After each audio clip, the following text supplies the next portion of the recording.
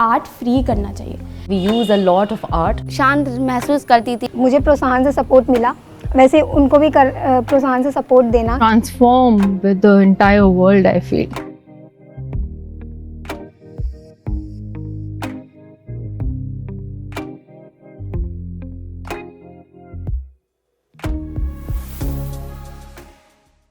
बच्चों के दिमाग में धारणा बन जाता है कि आर्ट एक तरीके का होना चाहिए और एक परफेक्शन के साथ किया जाना चाहिए।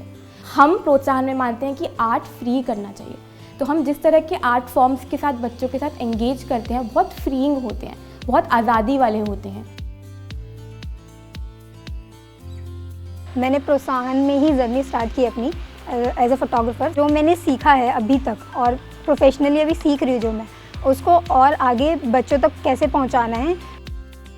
उनके लिए एक चीज़ जो हम देखते हैं वो ये है कि हिंसा जो है वो अपने ज़िंदगी में अपने आसपास हर रोज़ देखते हैं, तो काफ़ी नॉर्मलाइज हो गया उनके लिए, बहुत नॉर्मलाइज कर दिया गया है ये कह सकते हैं। We meet the child where she is, rather than us expecting that she should come and get connected to the system. This continuum of care is where she gets access to really caring, compassionate caregivers या child protection officers जो प्रोत्साहन की नींव हैं। Somewhere this child finds resilience, this child finds acceptance, this child finds self-reliance, this child finds tools to really become independent. It is healing because you are tactile, you are touching the clay, you are molding the clay, and clay is such a forgiving material.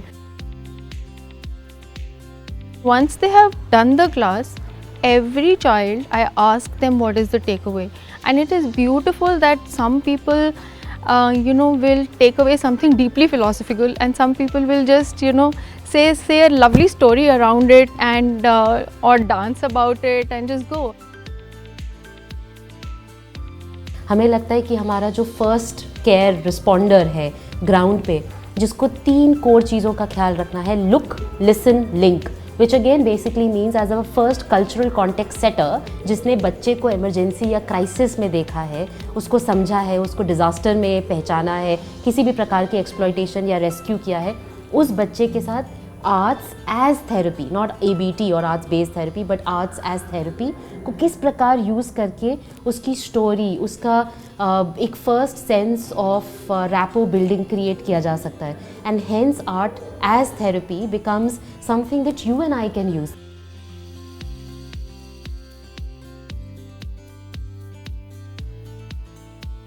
हमारी community में कभी भी girls photographer नहीं है, कहीं पे भी जाओगे। सबसे बड़ी चैलेंजेस था कि फैमिली ने मना किया कि नहीं करना, बट सबसे बड़ा सपोर्ट था मेरी मम्मी। प्रोत्साहन की दीवारों पे, प्रोत्साहन के गर्ल एम्पावरमेंट सेंटर्स पे आप जब अंदर आते हैं, आप आसपास देखोगे तो आपको हर वो बच्ची का सपना दिखेगा, उसका कहीं ना कहीं वो प्रोसेस, वो कहानी, वो स्टोरी बहुत प्यार से पिरोई गई, उसकी अपनी लैंग्वेज, उसके अपनी कला में, उसके अपने पेंट ब्रश के स्ट्रोक्स में आपको दिखेगी। Each child is supposed to be expressing. It's not like जो ज़्यादा बोलता है उसी के सुनते हैं हम।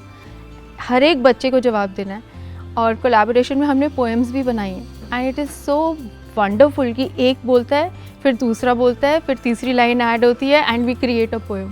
We are very cognizant of the fact कि वो जो ट्रॉमा है वो उसकी पैर की बेड़ी ना बने।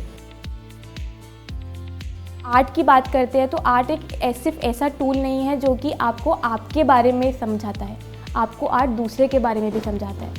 किसी बच्चे के लिए लाल रंग का मतलब गुस्सा हो सकता है, तो किसी के लिए वही लाल रंग प्यार भी हो सकता है। One of the little children, she said that मैं आर्ट हूँ क्योंकि मुझे भगवान ने बनाया है। मैं खुश हूँ, मैं जागरूक हूँ, एंड मैं आर्ट हूँ और मैं आर्टिस्ट हूँ। In schools, the way art is taken care of is very, very different than how it is happening here. And I think we all should take a cue from here. Children need to learn about emotions, and what better way than art and play. It's really going to transform with the entire world, I feel. इसलिए इस journey को एक line में अगर मैं बताऊं, जन्नत को जन्नत मिल गई।